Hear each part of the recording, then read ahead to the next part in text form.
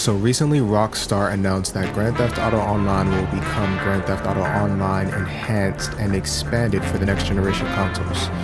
With that news being very exciting, I went back and got reacquainted with the game.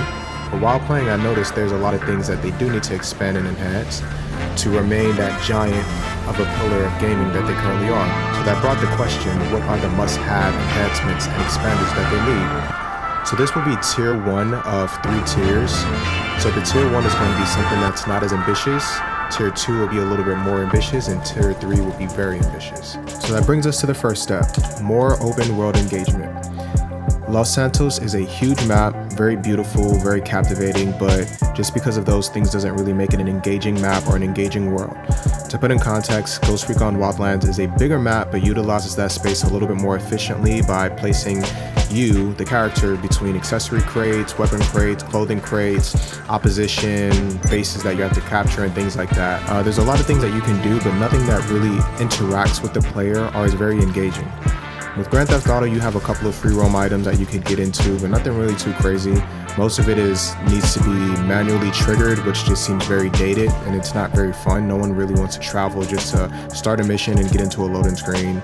Now, while that's fun doing that, it's just not as free. It just seems a little bit more forced.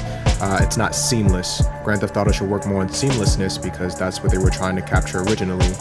Within this gameplay, you can see me actually making my way towards a bounty, and within capturing that bounty, I came across signal jammers, and I'm not too sure what the signal jammers even do, but destroying them gives you something. So within route, destroying the signal jammers, I had to defend myself against the authorities, and of course, with Grand Theft Auto, the more police you kill, the more that they come. So I stashed away, robbed the authorities, and tried to continue on my mission. Did that, hopped in my vehicle, and continued to look for the bounty. And as you can see in this gameplay, my bounty was actually inside of a gang attack.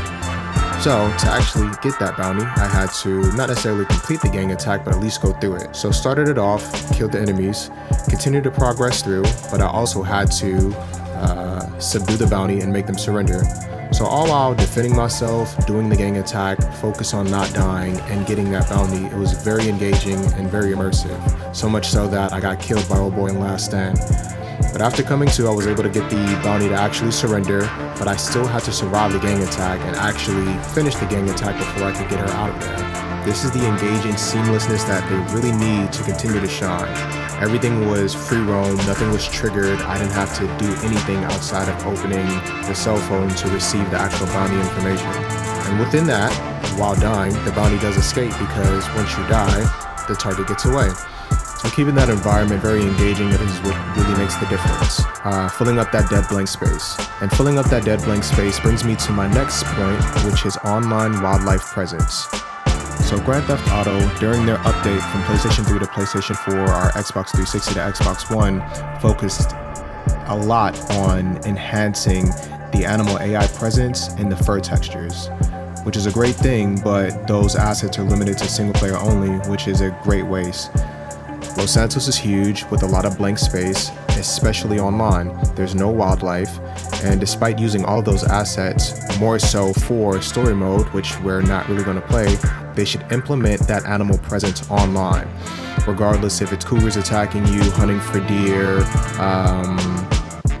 using their materials similar to Red Dead's process, or just actually having them as placement to make capturing items a bit more entertaining and engaging. Having all of these animals and not putting them online doesn't seem like the best investment of assets or even the best investment of Rockstar's money. They need to implement these animals online just to utilize and create more of an immersive world and fill up that blank space. Another thing that they can really actually tie on is AI animal companions similar to Chop in story mode, or similar to Red Dead Redemption's bandits who have dogs that lure you into traps. Something like that just makes the world a little bit more engaging, a little bit more seamless, a little bit more fun to play, and it gives you more to do within the world. So that brings me to my next topic, which are friend-only lobbies. With Grand Theft Auto Online, everything is about making money and making money as fast as you possibly can, but that is very difficult to do when Grand Theft Auto's world is full of griefers and pretty much every lobby has 28 other players trying to kill or eliminate you for $2,000, $3,000, or $4,000 per crate that you are attempting to collect. This makes the game very difficult to enjoy because every time you do a mission, somebody is trying to kill you just for whatever that item is. I also fucked him up real quick. Fucked him up bad. So every time you get on, which a public lobby averages about 15 to 20 players every time, and with that global signal going off, somebody is going to try to attack you for whatever you have or whatever you're trying to deliver. Regardless if it's a $2,000, $4,000 crate or $1 million worth of product that they can easily destroy with an oppressor, like in this video, which makes it just very difficult and just unenjoyable to play. And speaking of someone trying to kill you every time, any player that tries to kill you can be as persistent as they want. So in this footage, I was fighting this guy for maybe 5 to 7 minutes, maybe 10 minutes, I can't remember. But he was trying to kill me the entire time, even going as far as putting himself off of the radar. So that whole 20 minutes of you trying to deliver your crates, players can try to kill you. So as I was able to get away, get inside of a vehicle, hotwire that vehicle, and drive as fast as I can to get towards my destination, I didn't have enough time and made no money at all, and he made no money either. So you should have a friend-only lobby or a private lobby where you can run those public missions just to grind and make money. If not, you're going to have an unbalance in general every time you play. So that brings me to my next discussion, which is audio and musical overhaul. Most of Grand Theft Auto is being in transit, so driving around with the same boring ass music is very old and stale, and you don't want to play the game listening to the same old tracks. More than likely I'm sitting with the radio off because the in-game music at this point is a little bit more impressive. You can only listen to so many songs for the time span of damn near 10 years, which also brings in even more audio overhaul. All of their audio is about 8 years old as well. They really need to overhaul their gun sounds, just general sounds like that. Another thing they should implement is making your own playlists, or potentially integrating a streaming service, which is a tier 3 discussion, or even using your cell phone as an MP3 player while on foot. So the next topic, new animations. So from PlayStation 3 to PlayStation 4, our previous generation to next generation, Rockstar introduced about 900 new animations. Now granted, most of those animations were for the first person point of view, which made the game to seem a little bit more immersive, but it's been 5 years since they really included those animations. So everything still feels clunky and stiff. It's impressive, but it's still very dated.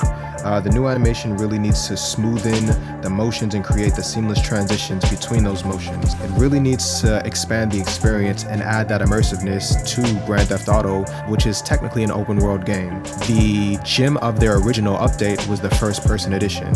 So that's where we got a lot of the new animations from, but regardless of that, we've been, playing that for 5 years. So they are cool, but they're still old. They're clunky, they're stiff, your controller and character responsiveness just doesn't feel as good in that first person.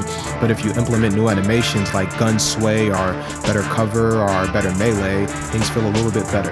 And my next topic is a better field of view, more so for first person. So with the visual enhancements that are coming, according to Rockstar's Newswire, a better field of view slider would actually capture or truly capture the feel of Los Santos.